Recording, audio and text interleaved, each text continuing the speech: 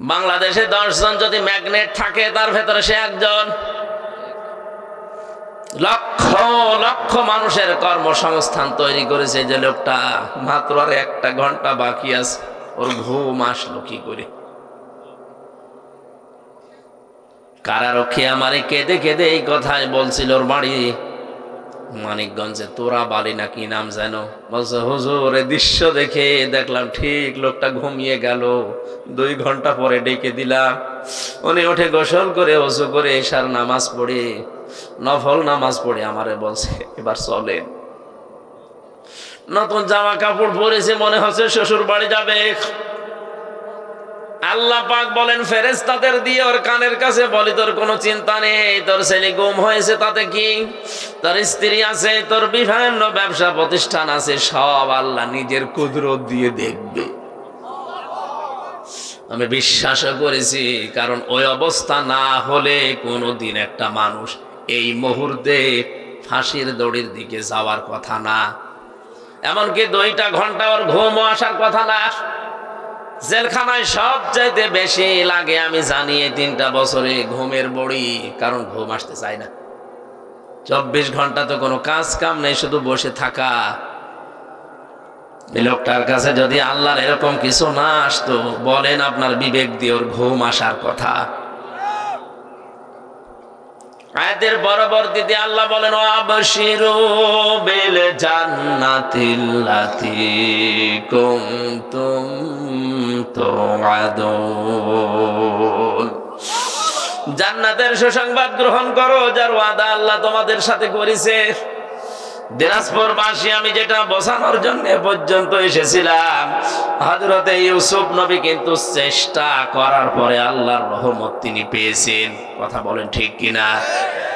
আর যে মানুষগুলোর নাম দেখলাম, আলেমগুলোর নাম এখানে লেখা আছে, আলেমদের ইবাদত বন্দেগী ওই পর্যায়ে যায় না, এই জন্য আল্লাহর কিছু আমরা দেখতেও পাই না। 3 নম্বরে আলেম বলা হয় তাদেরকে যে মানুষগুলো আল্লাহর নিষিদ্ধ কাজ থেকে সুযোগ থাকার পরেও বিরত থাকে। এটা আজ অনেক সাধারণ মানুষ না, আলেমদের ভেতরে এটা আমাদের নেই। সুযোগ না পেয়েই ছাড়ে না, সুযোগ পেলে তো আল্লাহর রাস্তায় চালায় না, এটা আলেমের বৈশিষ্ট্য না। আর সুযোগ আছে সব ওকে পরিবেশ কিন্তু না, আপনি যাবেন না, এইটাই তো আলেম। এদেরকে বলা হয় হক্কানি আলেম, যারা কোরআন নিয়ে গবেষণা করে, আল্লাহর ইবাদতে মনোনিবেশ করে, আল্লাহর নিষিদ্ধ কাজ সুযোগ থাকার পর ছেড়ে দেয়। এই 3টা গুণ যাদের আছে এরা কি?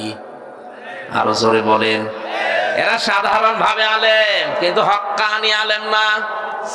হক্কানি আলেম বলা হয় তাদেরকে যাদের 3টা জায়গায় পাওয়া যায়। ইমাম ইবনে তাইমিয়া এর পরে লিখেছেন, আজ বাংলাদেশের 48,000 দরবার থেকে আওয়াজ আসে যে আমার দরবার হক দরবার, এইটাই হক্কানি দরবার।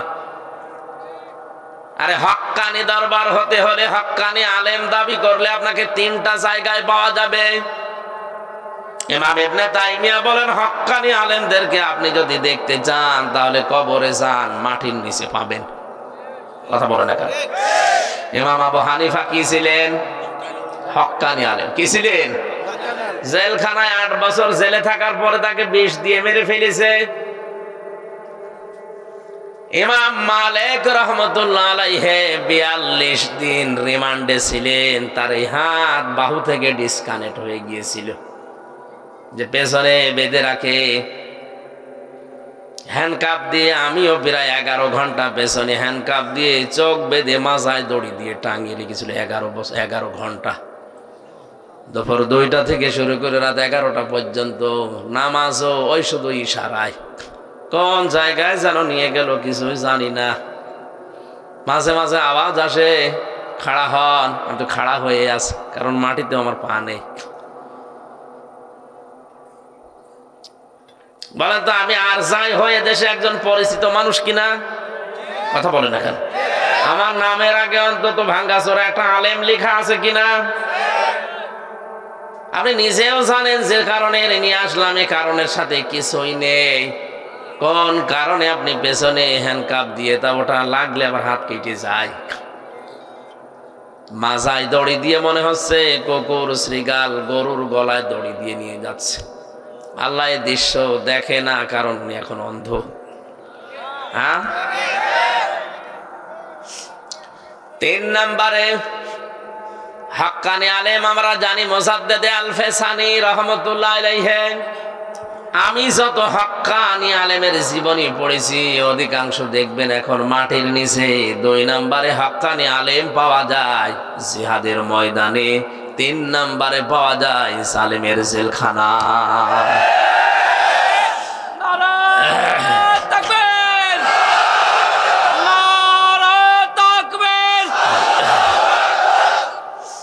আমরা হাক্কানি আলেম খোঁজার জন্য বিভিন্ন দরবারে যাই, গাছতলায় যাই, আস্তানায় যাই। কে বলেছে একটা অন্যায় দেখে যে লোকটা প্রতিবাদ না করে চুপ করে থাকে, নবীজির ভাষায় ওই লোকটা বোবা শয়তান। আরো আসতে বলেন। এদেশে আমার যতটুকু ধারণা কারো লাগতো না অন্যায় শুরু হলে 48,000 পীর যদি একবারে প্রেস ক্লাবের সামনে গিয়ে বলতে এটা চলতে দেব না, জীবন দেব, এটা চলতে দেব না, কোনো অন্যায় দেশে প্রমোট করতে পারতো না। এত বেশি বেশি খাবার খায়, শুধু ভুড়ি ভুড়ি ছাড়া কিছুই পাওয়া যাচ্ছে না। এত বড় বড় ভুড়ি হয়, আমার তো মনে হয় উকুন মারা যাবে। মহিলারা ওদেরকে দেখে লজ্জা পায়, আল্লাহ ছেলে মেয়ে হয় আমাদের আর পেট হয় এর।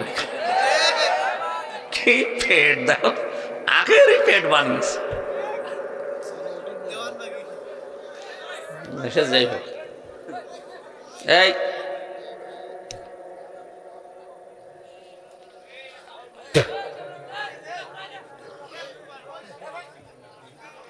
ঠিক আছে, আসলে জ্বরের বড়ি খেয়ে আসলাম তো, গার ভেতরে ঘেমে সব চলে যাচ্ছে।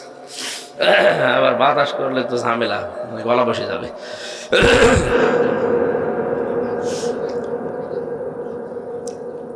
কোরআন নাজিল হওয়ার পর দিন থেকে আজকের এই দিন পর্যন্ত যত মানুষ কোরআন শুনেছে শুনবে, এই শ্রোতা আল্লাহর ভাষায় 3 প্রকার। কয় প্রকার? এখানে যারা বসে আছেন আপনি মেলান তো কোন প্রকারে আছেন? আল্লাহ পাক বলেন 1 নম্বরে শ্রোতা কোরআনের তারা হবে। ওয়াকালাল্লাযীনা কাফারু লা তাসমাউ লিহাযাল কুরআনি ওয়ালগাউ ফীহি লাআল্লাকুম।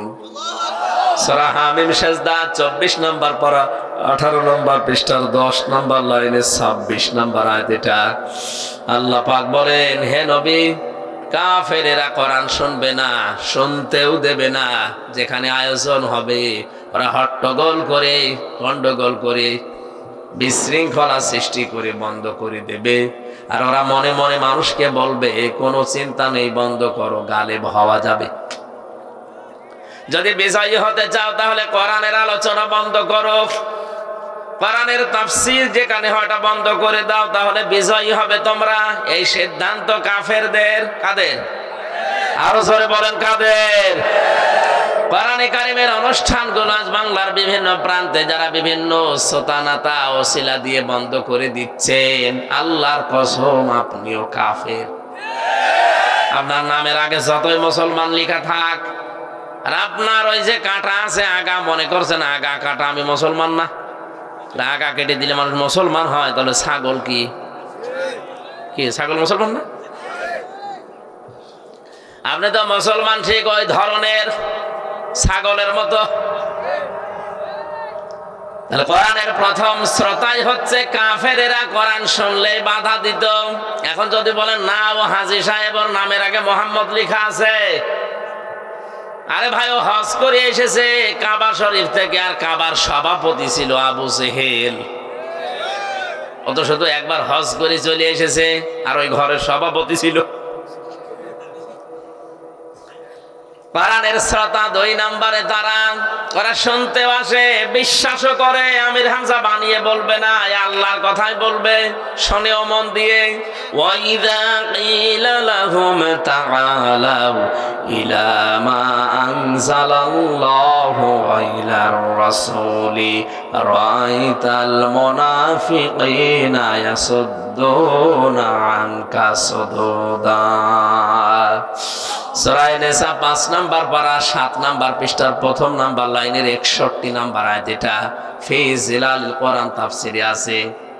হে নবী, যখন ওদেরকে বলবেন আসো আল্লাহর বিধানের দিকে, রাসূলের আদর্শের দিকে, রাআইতাল মুনাফিকিনা, আপনি দেখবেন মুনাফিক যারা, ওরা শুনতে এসেছিল, বিশ্বাসও করছিল, কিন্তু যখন দেখবে যে এগুলো তো আমাদের বাস্তবের সাথে মেলে না, কারণ আমরা যে রাস্তায় হাঁটি সে রাস্তায় এগুলো মিলছে না, তখন আস্তে করে পেছন দিক থেকে তারা কেটে পড়বে।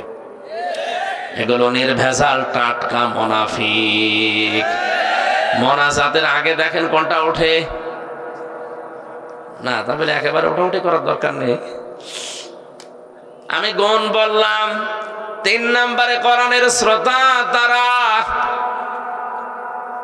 আল্লাহ পাক বলেন ইন্নামাল মুমিনুনা আল্লাযীনা ইযা যুকিরাল্লাহু ওয়াজিলাত কুলুবুহুম ওয়া ইযা তুলিয়াত আলাইহিম আয়াতুহু যাদাতুহুম ঈমানা ওয়া আলা রাব্বিহিম ইয়াতাওয়াক্কালুন। সূরা আনফালের 2 নম্বর আয়াত। এখানে একটা তথ্য আছে, এই ভালো করে শুনুন, বাইরে যে গীবত করবেন না। মত পার্থক্য থাকতে পারে এই আয়াতের ব্যাপারে আলেমদের, কিন্তু একটা মত তো আপনি নিতেই পারেন। একটু ভালো করে শুনবেন, এটা যদি বুঝে আপনি আমল করতে পারেন, আমার যতটুকু কোরআনের উপরে বিশ্বাস আছে, বাস্তবতায় আমি যা দেখছি এদেশের হাজারো দরবার এমনি বন্ধ হয়ে যাবে। একটু মিলান তো। আল্লাহ বলেন কোরআনের শ্রোতা 3 নম্বরে তারা যাদের সামনে আল্লাহর আয়াত পড়লে ওদের অন্তরাত্মা কেঁপে ওঠে, ওদের কলবে কাঁপ ধরে। কোথায় বলেন বলেন? ওয়াইদা তুলিয়াত আলাইহিম আয়াতুহু যাদাতুহুম ঈমানা। আরে মানুষগুলোর সামনে কোরআনে কারীম তেলাওয়াত করলে যখন ওরা বোঝে, অনুধাবন করে, উপলব্ধি করতে পারে, তখন ওদের ঈমান যা আছে আরো বেড়ে যায়। কোরআনের আলোচনা ঈমান বাড়ে ঈমানদারের। কার? আরো জোরে বলেন। এ কোরআন নবীজি আবু জেহেলের সামনেও পড়েছিলেন, আবু বকরের সামনেও পড়েছিলেন। দুইটার নামের আগে কি আছে? আবু। বলেন বলেন। এক আবু জেহেল কোরআন শোনার পরে ওর শয়তানি বেড়েছে, আর এক আবু বকর কোরআন শোনার পরে ওনার শয়তানি না, ওনার ঈমান বেড়ে গেছে। এখানে যদি আবু বকরের মতো মন নিয়ে বসেন, মাস্ট বি আপনার ঈমান বাড়বে, এই গ্যারান্টি আল্লাহ। যাদাতুহুম ঈমানা, আপনার ঈমান বাড়বে। কিন্তু আবু জাহেলের মন নিয়ে যদি কেউ বসে, ওর ঈমান না, ওর শয়তানি বাড়বে।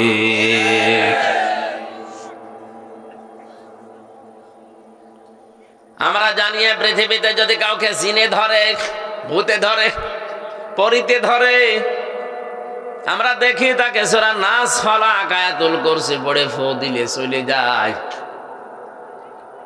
অথচ যে মানুষ কোরআনের দিকে তাকায় না, ওকে আমার আল্লাহ শয়তান বলে ঘোষণা দিয়েছেন। ওমা ইয়াশু আন যিকরির রহমানি নুকাইয়িদ লাহু শাইতানান ফাহুয়া লাহু করিন। সূরা যুখরুফের ভেতরে আছে 25 পারার 11 পৃষ্ঠার প্রথম লাইনে আছে, আল্লাহ পাক বলেন আমার কোরআন থেকে যে লোকটা মুখ ফিরিয়ে নেয়, আমি আল্লাহ ওর পেছনে একটা শয়তান নিযুক্ত করে দেই। ও আর শয়তান তখন পার্থক্য থাকে না, দুইটাই এক হয়ে যায়। একটু খেয়াল করেন, শয়তান আল্লাহর বিধান লঙ্ঘন করেছে একটা, কয়টা বলেন না কেন? কিন্তু আল্লাহর বিধানের বাইরে নতুন করে কোনো আইন বা বিধান ও বানায়নি।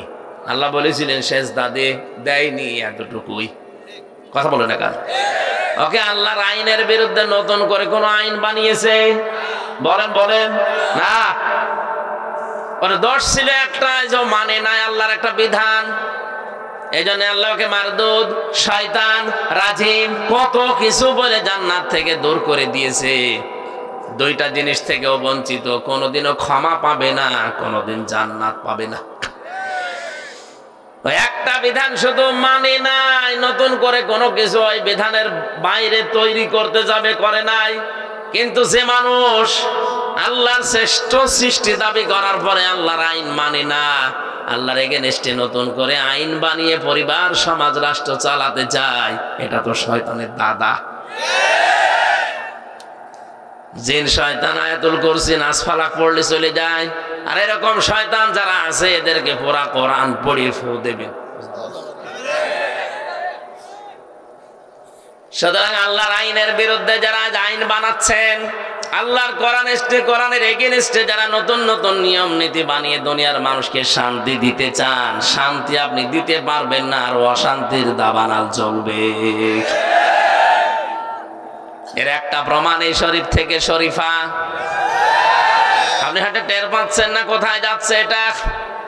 সকালবেলা একটা লোক বললো আমি শরীফ, বিকালে বলছে না আমার শরীফা মনে হচ্ছে।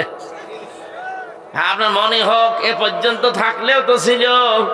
এটা যদি রাষ্ট্রীয় ভাবে আপনি কায়েম করে ফেলতে পারেন সংসদে, হাইকোর্টে যদি এটা পাশ হয়ে যায়, কি হবে বুঝতে পারছেন?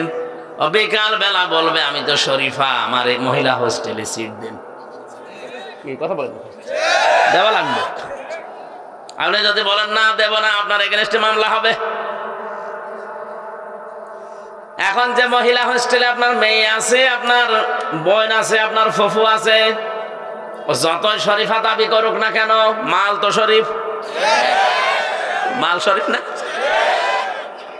ওরে যদি ওখানে থাকতে দেন, ও ঠিক থাকবে? একজন প্রশ্ন করছে, যুবক যুবতী এক জায়গায় থাকা জায়েজ আছে কিনা? জায়েজ আছে, কিন্তু থাকবেন কি করে? আপনি তো থাকবেন না, থাকবে? যুবক যুবতী এক জায়গায় ঘুমানো জায়েজ আছে কিনা ফতোয়া দেন। ফতোয়া দেব কি? আপনি কি ঘুমাবেন? আপনি ঘুমাবেন? আপনি শরীফ থেকে শরীফা হয়ে মহিলা হোস্টেলে সিট নিয়ে আপনি ঘুমাবেন? পরবর্তী প্রজন্ম যা আসবে সব জারজ আসবে, সূক্ষ্ম ষড়যন্ত্র করে আমাদেরকে লূত আলাইহিস সালামের জামানার ওই জাতির মতো বানাতে অনেকে চেষ্টা চালাচ্ছে। এই সমকামিতারও বলছে না এটা হিজরা। কে বলেছে হিজরা? হিজরা এটা শারীরিক সমস্যা। আর এই সমকামিতা যারা প্রমোট করছেন, এটা কিন্তু আপনার মানসিক সমস্যা। মানসিক বিকৃতি করে ফেলেছেন আপনি। আল্লাহর বিধানের বাইরে নতুন করে বিধান চালু করতে চাচ্ছেন, তার সৃষ্টিকে আপনি পাল্টিয়ে দিতে চাচ্ছেন। অনেকে আজ বিভিন্ন জায়গায় দেখা যাচ্ছে ডাক্তার দিয়ে, অনেক মেয়ে পর্যন্ত সার্জারি করে নিজের শরীরের গঠন পাল্টিয়ে কোন কায়দায় যেন লজ্জায় স্থান পাল্টিয়ে ওরা ছেলে হওয়ার চেষ্টায় আছে। পারবেন না, কিয়ামতের আগে এটা সম্ভব না। কেন সম্ভব না বলেন তো? সূরা আলে ইমরানের 6 নম্বর আয়াতে আল্লাহ দলিল দিচ্ছেন, ওয়াল্লাযী ইউসাউবিরুকুম ফিল আরহামি কাইফা ইয়াশা লা ইলাহা ইল্লা হুয়াল আজিজুল হাকীম। আধুনিক যে তাফসীর গুলো পাওয়া যায় দেখবেন ওখানে আছে, তিনি সে আল্লাহ যিনি মায়ের রেহেমের ভেতরে তোমাদের আকৃতি তৈরি করেন। তাহলে আকৃতি বানানো, এই গঠন বানানোর দায়িত্ব কার? আরো জোরে বলেন কার? কোরআনে কারীম প্রমাণ দিচ্ছে, ফালিয়ানজুরিল ইনসানু মিম্মা খুলিকা মিম্মা দাফিক ইয়াখরুজু মিন বাইনিস সুলবি ওয়াত তারাইব। সূরা তারিকের ভেতরে আছে, আল্লাহ পাক বলেন মানুষকে নজর করে দেখে না যে কি জিনিস দিয়ে তারে বানালাম। বাবার স্ফলিঙ্গ দিয়ে দ্রুত গতিতে বের হয়ে যাওয়া এক ফোঁটা নাপাক পানি দিয়ে ওর জন্মের উৎস। এটা শরীর থেকে বের হলে শরীর নাপাক হয়ে যায়, গোসল ফরজ হয়ে যায়। পৃথিবীর কোন মার্কেটে দোকানে যার 4 আনাও দাম নেই আছে? কেউ ফিরি দিলেও নেবে? বলে না কেন?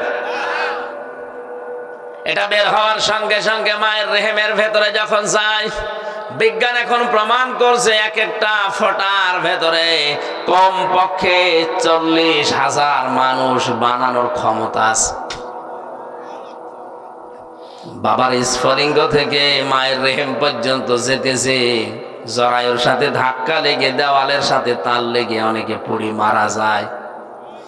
ওই রেহেম পর্যন্ত পৌঁছাতে পারে হয়তো 1টা 2টা 5টা 7টা 13টা পর্যন্ত বাচ্চা এই দুনিয়ায় ক্যালিফোর্নিয়া একজনের হয়েছে। আমি যেহেতু একজন, তাহলে আমি ওই 40 লাখের ভেতরে মাত্র একজন। কথা বলেন, আল্লাহ দয়া করে ওই জায়গা থেকে আমারে পৌঁছিয়ে দিলেন। বিজ্ঞান এখন দেখতে পাচ্ছে গবেষণা করে, এই বীর্যটা যাবার পরে বাবার এই নাপাক বীর্য দিয়ে আল্লাহ 4টা জিনিস তৈরি করে, চুল, রগ, হাড় আর পর্দা। কয়টা বলেন বলেন? মায়ের রেহেমের ভেতরে যে নাপাক পানির থলি আছে, এইটা দিয়ে আল্লাহ আরো 4টা জিনিস বানায়, রক্ত, গোশত, চর্বি আর চামড়া। 4 8টা জিনিস যখন এক হয়, আল্লাহ পাক বলেন আমার বান্দা আর বান্দি বানাতে আমি আল্লাহ 5টা জিনিস আমার রব নামের খাতিরে দান করি। ওয়াজআলা লাকুমুস সামআ ওয়াল আবসারা ওয়াল আফইদা ইলা আখিরি আয়াত। সূরা নাহাল 14 নম্বর পারার 14 নম্বর পৃষ্ঠার 14 নম্বর লাইনের 78 নম্বর আয়াতের মাঝে আছে, আমি আল্লাহ শ্রবণ শক্তি, দর্শন শক্তি, বাক শক্তি, আকেল শক্তি আর ঘ্রাণ শক্তি, এই 5টা আমার রব নামের কারণে দান করি। দিনাজপুরবাসী মগজ যদি থাকে মাথায় চিন্তা করেন, আল্লাহ যদি ওই সময় একটাও কম দিত, আপনি হতেন কিন্তু অপূর্ণাঙ্গ। দর্শন শক্তি যদি আল্লাহ না দিত, আপনি কানা হয়ে দুনিয়ায় আসতেন। কথা বলেন না কেন? অনেক কানা দুনিয়ায় আসে না? আপনি যদি কানা হতেন তখন বুঝতেন কি ঠেলা। কুমিল্লায় একবার খাবার খাচ্ছিলাম, পাশে দেখে এক অন্ধ, বিদ্যুৎ চলে গেল, আমরা হাউমাউ করছি, কোথায়? তাড়াতাড়ি জেনারেটর চালু করেন। কারেন্ট কোথায় গেল? আলো নেই। মাত্র 2 মিনিটের ভেতর ওনাদের জেনারেটরও নষ্ট, আলোর ব্যবস্থা করতে পারে নাই। অন্ধ আমার হাত চেপে ধরে বলছে, হুজুর মাত্র 2 মিনিট কারেন্ট চলে গেছে, আপনি চিল্লাচ্ছে। অথচ আজ 42 বছর আমার জীবনে কারেন্ট নেই। 2 মিনিটের ভেতরে যদি আপনি এত চিল্লা পাল্লা করেন, আমি 42 বছরে তো আমার কান্নাকাটি করার দরকার কি? আল্লাহ হারিয়েছি আমি ছাড়া দুনিয়ায় কেউ জানে না। আপনি একটু চিন্তা করেন, যারা অন্ধ, উনি ওই দিন একটা তথ্য বলেছিলেন, হুজুর আপনারা যারা চোখওয়ালা মানুষ স্বপ্ন দেখেন, কিন্তু আমরা যারা অন্ধ তারা স্বপ্ন দেখি কিন্তু কিছু দেখতে পাই না, শুধু আওয়াজ শুনি। কত বড় নিয়ামত এই দর্শন শক্তি আল্লাহ পেটের ভেতরে আপনাকে দিয়েছেন। আল্লাহ পাক বলেন, 8 5 13টা যখন এক হয়ে যায়, তখন ওর আকৃতি তৈরি করার জন্য ফেরেশতারা আমাকে 40 দিন পরে যেটা পাল্টায়, আমারে জিজ্ঞাসা করে এটা করব কি? এর ছেলে বানাবো না মেয়ে বানাবো? ইয়াখলুকু মা ইয়াশাউ ইয়াহাবু লিমান ইয়াশাউ ইনাসা ওয়া ইয়াহাবু লিমান ইয়াশাউ যুকুর। সূরা শুরা 49 নম্বর আয়াতে আছে, আল্লাহ পাক বলেন তিনিই সৃষ্টি করেন যেভাবে ইচ্ছা, কাউকে মেয়ে কাউকে ছেলে। এই যে কাউকে মেয়ে কাউকে ছেলে, সিদ্ধান্ত আসে কার থেকে? বলেন বলেন। আল্লাহ সিদ্ধান্ত নিয়ে লোকটাকে বানিয়েছে পুরুষ ছেলে। এটা এখন বলে না আল্লাহর আইন আমার ভালো লাগছে না, আমি মেয়ে হয়ে যাব। ও আল্লাহর চাইতে বেশি বোঝে।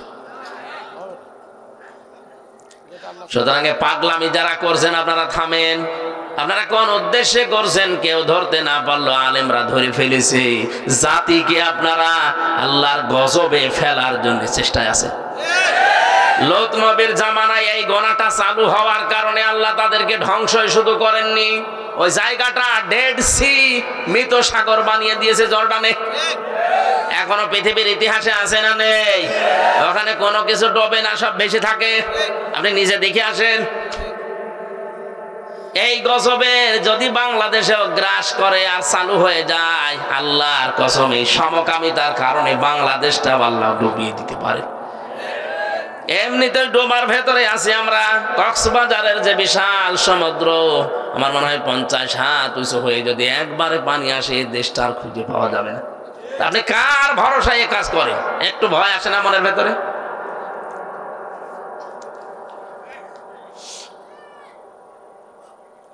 আমার ভাইরা,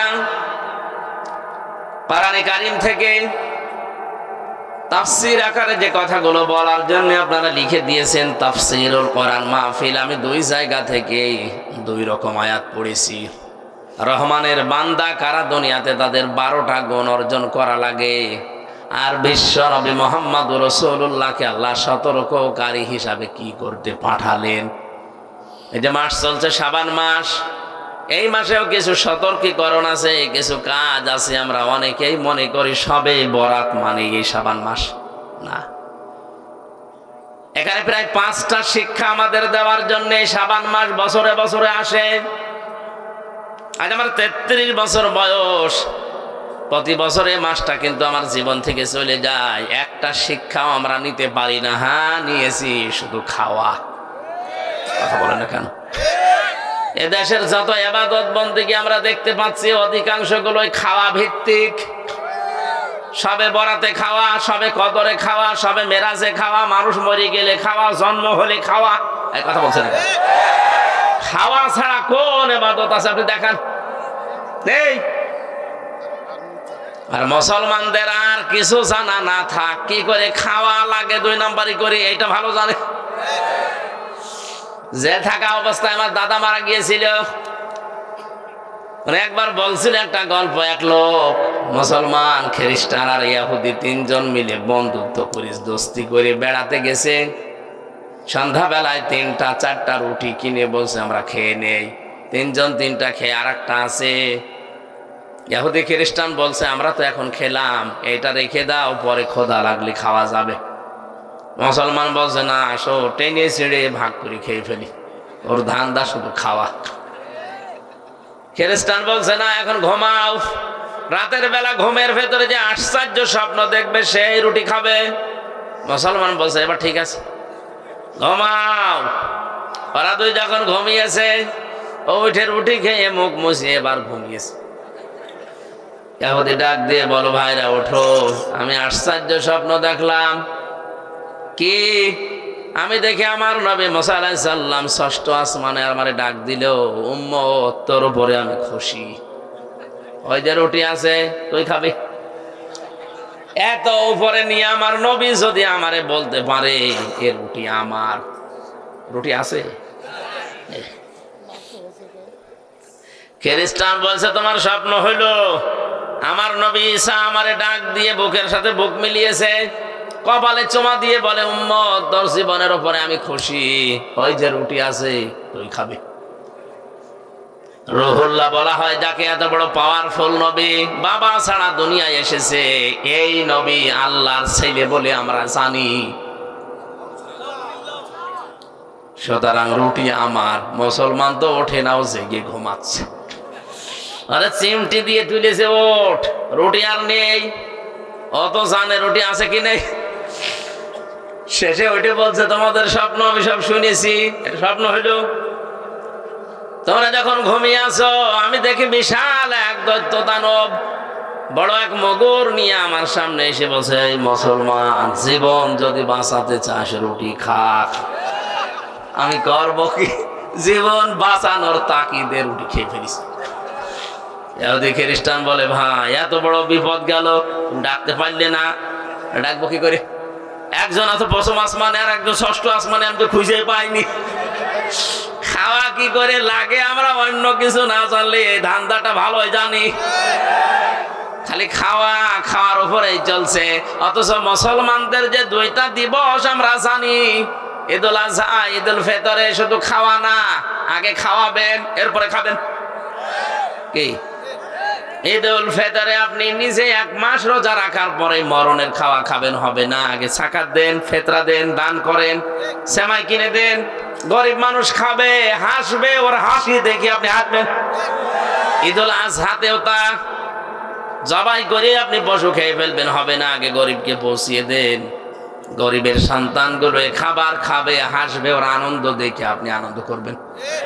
তাহলে ইসলামের ইবাদত হচ্ছে আগে ত্যাগ, এরপরে ভোগ। বলেন না কেন? এ বাকি বাদ দিয়ে আর যা আছে আপনি তাকান, আগে ত্যাগ না আগে ভোগ? খালি খাবো নেবো, এই নতুন নতুন দিবস তৈরি হয় আর খালি খাওয়া বাড়ে। এই যে কয়েকদিন আগেও একটা দিবস, কয়েকদিন পরে আসবে 14ই ফেব্রুয়ারি, এটাও একটা দিবস অনেকে বানিয়েছে। এ দিবসে খালি খাবো নেব। কথা বলে দেখা। ও আর 25 মিনিট আছে। এনাকে অনেকে এখানে টাকা পয়সা 1 বছর ধরে গুছিয়েছে, উনি ওই শরীফাকে ফুল কিনে দেবে। এ দিবস মুসলমানদের জন্য না, মুসলমানদের দিবস শুধুমাত্র ওই 2টা। কান খাড়া করে শোনেন, যত বড় গুরুত্বপূর্ণ মানুষ আপনার জীবন থেকে হারিয়ে যাক, সর্বনিম্ন আপনি শোক পালন করবেন 3 দিন। কয় দিন? বলেন। হ্যাঁ, মহিলার যদি স্বামী মারা যায় 4 মাস 10 দিন, সেটা আলাদা। পৃথিবীতে আর যারা যায় হারায়, সে মা হোক, বাবা হোক, ছেলে হোক, মেয়ে হোক, নেতা হোক, যদি হারিয়ে যায়, মারা যায়, তার জন্য শোক পালন করার সর্বোচ্চ কয় দিন? আর আমরা এমন মানুষ হারায়, তার জন্য শোক চলছে, কিয়ামত পর্যন্ত চলবে, তাও শোক শেষ হবে না। কোন জায়গা থেকে আপনি ইসলাম নিয়েছেন? আমি আশা করছি আপনার বিবেকের দরজায় ধাক্কা লাগবে। এরপরেও যদি আপনার কিছুই মনে না হয়, আমার মনে হয় আপনার বিবেকের উপরে প্রসাব করেছে। অবশ্য ঠিক আছে, আপনার বিবেকটা খুলবে তো ইনশাআল্লাহ। আল্লাহ রাব্বুল আলামিন 3 নম্বরে যেটা বলতে চেয়েছিলেন, যাদাতহুম ঈমানা, তাদের ঈমান বেড়ে যায়। তাহলে আল্লাহর আইন মানে নাই, কিন্তু নতুন করে আইন আর বানায়নি, এজন্য আল্লাহ তাকে মারদুদ, রাজিম, শয়তান, বের হয়ে যা, দূর হয়ে যা, ক্ষমা পাবি না, জান্নাত পাবি না, এত কথা বলেছে কোরআনে। আর যে মানুষ আল্লাহর আইন মানে না, আল্লাহর আইনের বিরুদ্ধে নতুন করে আইন বানায়, বলেন তো এটা আল্লাহর কাছে শয়তানের চাইতেও খারাপ কিনা? আমি আর নিচে নামলাম না, এরপরেও আপনি না বোঝার ভান করে আছেন, আমি জানি, কিন্তু যারা বোঝার তারা বুঝেছে। আয়াতের মূল শব্দ ছিল কি? অজিলাত কুলুবুহুম। অজিলাত মানে ধাক্কা দেয়, কাঁপন ধরে। কুলুবুহুম তাদের কলব। এই ভালো করে শোনেন, মানুষের কলব আমরা অনেকেই মনে করি কলব আছে বাম স্তনের 2 আঙ্গুল নিচে। এই কারণে পীর সাহেবরা জিকির দিলে বলে ধাক্কা দাও, কি বলে না? এই যে কফ লাম বা কলবুন, কলব শব্দের শাব্দিক অর্থ কোরআনে কারিমে আল্লাহ বিস্তারিত দিয়েছেন। লাহুম কুলুবুন লা ইয়াফকাহুনা বিহা, এটা সূরা আরাফে আছে, 9 নাম্বার পারা 13 নাম্বার পৃষ্ঠার 2 নাম্বার লাইনের 179 নাম্বার আয়াতের মাঝে আছে। আল্লাহ বলেন এদের কলব আছে, হৃদয় আছে, কিন্তু চিন্তা নেই। কি নেই? বলেন। এই কোন দিকে তাকিয়ে আছো? কি করা লাগবে? আরে ভাই ঠিক আছে, আমার সব মনে আছে।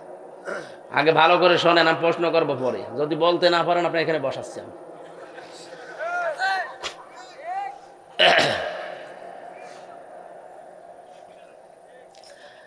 খেয়াল করে শোনেন, অনেক বেদাত এই দেশ থেকে বিদায় হবে আচ্ছা বুঝলে। আল্লাহ বলেন তাদের কলব আছে, হৃদয় আছে, কিন্তু কোনো চিন্তা নেই, তারা বোঝে না। তাহলে কলবের কাজে আয়াত দ্বারা প্রমাণ কি?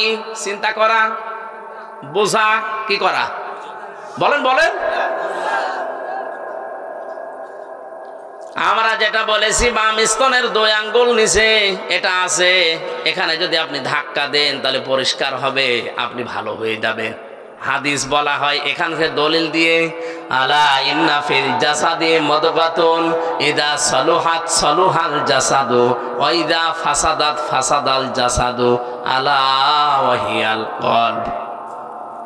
নবীজি বলেন সাবধান, জেনে রাখো প্রতিটি মানুষের শরীরের ভেতরে একটা গোশতের টুকরা আছে।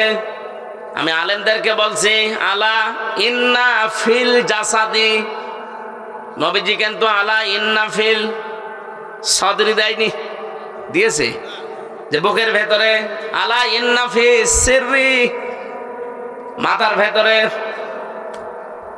কোন জায়গার নাম নবীজি নির্ধারিত করেননি, বলেছে এই মানব শরীরের ভেতরে। মাথা কি শরীরের অংশ না? বুকটা শরীরের অংশ না? কথা বলেন। আমার 3.5 হাত বডি শরীরের অংশ, তাহলে এর ভেতরে কোন জায়গায় আছে যে গোশতের টুকরাটা ভালো হলে মানুষ ভালো হয়ে যায়, খারাপ হলে মানুষ খারাপ হয়ে যায়? আলা জেনে রাখো ওয়াহিয়াল কলব, ওই গোশতের টুকরার নাম হচ্ছে কলব। নাম কি? তাহলে নবীর হাদিস থেকে, আল্লাহর আয়াত থেকে কি বোঝা গেল? এটা আমার কোন জায়গায় আছে নবীজি নির্ধারিত করে বলেন না যে মাথায় আছে, বুকে আছে, পেটে আছে, না এটা বলেননি। আপনি হাদিসের ব্যাখ্যা পড়েন, পাবেন না। উনি বলেছে শরীরের ভেতরে। এখন যে শব্দটা নবীজি দিলেন আলা ইন্না ফিল জাসাদে মুদগাতুন, কি দিয়েছেন? মুদগা কাকে বলা হয়? বিজ্ঞান এখন কম্পিউটার দিয়ে দেখিয়ে দিচ্ছে যে মুদগা তৈরি হতে 3টা জিনিস লাগে। কয়টা? মানুষের এই যে রেহেমের ভেতরে যে 40 দিনে পাল্টায়, এটার নাম প্রথমে হয় আলাক, জমাট বাঁধা রক্ত, ঝুলন্ত যোগ, মাটির নির্যাস। বাকি 40 দিনে যেটা হয়ে যায় তার নাম মুদগা। কি? মুদগা হওয়ার জন্য শর্ত 3টা। 1 নম্বরে ওর ভেতরে রক্ত থাকা লাগবে, 2 নম্বরে ওর ভেতরে চর্বি থাকা লাগবে, 3 নম্বরে রাবারের উপরে দাঁত দিয়ে কামড় দিলে যেভাবে দোড়া কাটা ভাগ বসে যায়, ওর ভেতরে এরকম দাগ দেখা যাবে। আমি এখানে সভাপতি সেক্রেটারি যারা আছি, মুরব্বী মানুষ, এমনি মরে যাবে, তারপরও বলছি আপনারা যদি মাথা ফাটিয়ে এই জায়গায় কলয় যে মগজটা বের করে নিয়ে আসি, আর বাম স্তনের এই জায়গা থেকে যদি কেটে গোস্তটা নিয়ে আসি, আপনাদের কাছে আমার প্রশ্ন, এবার বলেন তো কম্পিউটারের সাথে, নবীর হাদিসের সাথে, কোরআনের আয়াতের সাথে মিলছে কোনটা? আপনি মগজের ভেতরে দেখবেন দোড়া কাটা ভাব আছে, ওর ভেতরে রক্ত আছে, ওর ভেতরে চর্বি আছে। এক কথা বলছেন না? শুধু এইটাই না, মাথার ভেতরে 36টা জিনিস দেওয়া আছে। এর সামনে যেটা ফ্রন্টাল লব, অক্সিপিটাল লব, চিন্তা করা। আল্লাহর নবীর ভাষায়ও এটা যদি খারাপ হয়ে যায় মানুষ খারাপ হয়। এবার আপনার বিবেক দিয়ে বলেন, মানুষ কি চিন্তা করে বুক দিয়ে না মাথা দিয়ে? বলেন। সবগুলোই তো মিলছে এই জায়গায়। হ্যাঁ, যদিও আলেমদের মতভেদ আছে এটা নিয়ে, কিন্তু মিলছে তো আমি দেখছি এই জায়গায়। আপনি যে বললেন বাম স্তনের 2 আঙ্গুল নিচে ধাক্কা মার, ওটা পরিষ্কার হবে, জিনিস তো ওখানে নেই, বুক ব্যথা হবে। আর আমার মনে হয় বাম স্তনের 2 আঙ্গুল নিচে যে গোশতের টুকরা, ওইটা পরিষ্কার হলে মানুষ ভালো হয় না। মানুষ ভালো হয় যখন এইটা পরিষ্কার হয়। আজ এইটা পরিষ্কার নেই, এই জন্য ঘুষ খায়। এইটা পরিষ্কার নেই, এই জন্য জেনা করে। এইটা পরিষ্কার নেই, এই জন্য আল্লাহর বিরুদ্ধে আইন বানায়। এটা পরিষ্কার থাকলে জীবনে কাজ করতে পারতো না।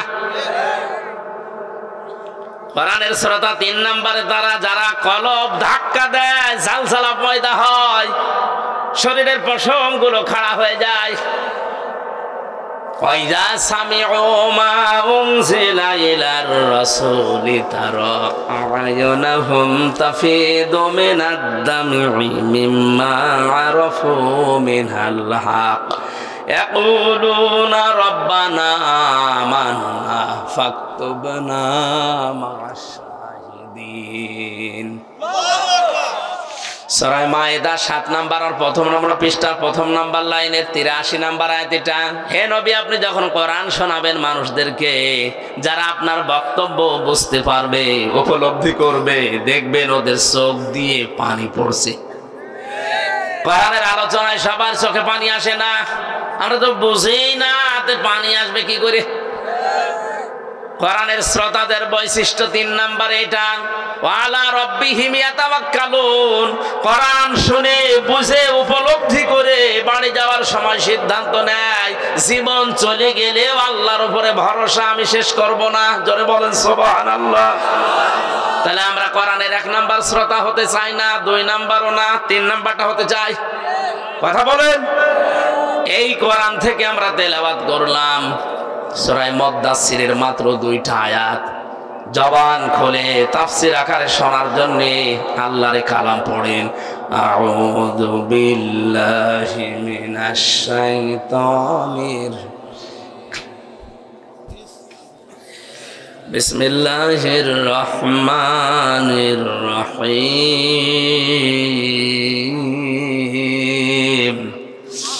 ইয়া আইয়ুহাল মুদ্দাসসির কুম ফাআনযির। এ পর্যন্ত থাক। সূরা মুদ্দাসসির 56টা আয়াত আছে, 2টা রুকু আছে, মাত্র 2টা আয়াত পড়েছি। মক্কায় নাজিল হয়েছে এটা। কোন আয়াত থেকে কেউ যদি কথা শুনতে চায় 5টা বিষয় খেয়াল করা লাগে। তার শুদ্ধ তেলাওয়াত, মাতৃভাষায় অর্থ, ঐতিহাসিক প্রেক্ষাপট, বাস্তব ব্যাখ্যা আর মূল শিক্ষা নিয়ে বাড়ি যাওয়া। কয়টা? তাফসীরে ফি জিলালিল কোরআনের ভূমিকায় 5টা লেখা আছে।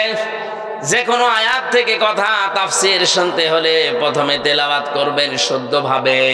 আমরা অন্তত যতটুকু চেষ্টা করি পড়েছি। মাতৃভাষায় অর্থ হচ্ছে, হে বস্ত্র আবৃত ব্যক্তি, দাঁড়ান, মানুষদেরকে সতর্ক বাণী শোনান। ঐতিহাসিক প্রেক্ষাপটের ভেতরে পেয়েছি বিশ্বনবী সর্বপ্রথম 5টা আয়াত পেয়েছিলেন 40 বছর বয়সে। কয়টা? এখান থেকে একটা শিক্ষা আছে, জ্ঞানী মানুষ যারা আছেন তারা খেয়াল করেন। ফেরেশতা জিবরাইল এসে সর্বপ্রথম তাকে বলেছিলেন ইকরা ইকরা ইকরা। উনি 3 বার বলেছিলেন মা আনা বিকারি, আমি পড়তে পারি না। বলেছিলেন না? বলেন বলেন। কেন বললেন? 3 বার ওনাকে বুকে চাপ দিয়েই বলেছে পড়ো। উনি বলছেন আমি পড়তে পারি না। কেন পড়তে পারেন না? 4র্থবার যখন বললেন ইকরা বিসমি রাব্বিকাল্লাযী খালাক, নবীজি কিন্তু তখন পড়া আরম্ভ করেছিলেন। প্রশ্ন করলেন জিবরাইল, এতক্ষণ পর্যন্ত কেন তুমি এ কথা আমারে বললে না যে পড়া লাগবে কার নামে? তুমি খালি প্রথম থেকেই বলছো পড়ো পড়ো। তো কি পড়বো? কার নামে পড়বো? যখনই বললেন রবের নামে পড়ো, আমি পড়া আরম্ভ করেছি। শুধু আরম্ভ করিনি, 5টা আয়াত তোমার সাথে পড়েছি। এখান থেকে উম্মতদেরকে শিক্ষা দিতে চাইলেন, পৃথিবীর উম্মতেরা পড়তে বললেই পড়া যাবে না, পড়া দেখা লাগবে ওটা রবের নামে পড়া হচ্ছে কিনা। আজ আমাদের সিলেবাস গুলোর দিকে তাকান তো, রবের নামে পড়া আছে। আরো যেগুলো ছিল তুলে দিয়ে এমন এমন দৃশ্য যেখানে দিয়ে দিয়েছে, আপনার একবারও কি চিন্তা আসে না? বিশ্বনবী নবুয়ত পাওয়ার 1ম নাম্বারে শিক্ষা দিলেন উম্মতেরা পড়া পড়লেই হবে না, রবের নামে পড়তে হবে। রবের নামে না পড়লে মানুষ যে শিক্ষিত হয় কিন্তু জানোয়ার হয়, তার প্রমাণ আমি নিজে দেখেছি। এ চোখে দেখলাম একজন ওযু করছে, 5.5 বছর 6 বছরের ছেলে পায়ে পানি ঢেলে দিচ্ছে ছাত্র।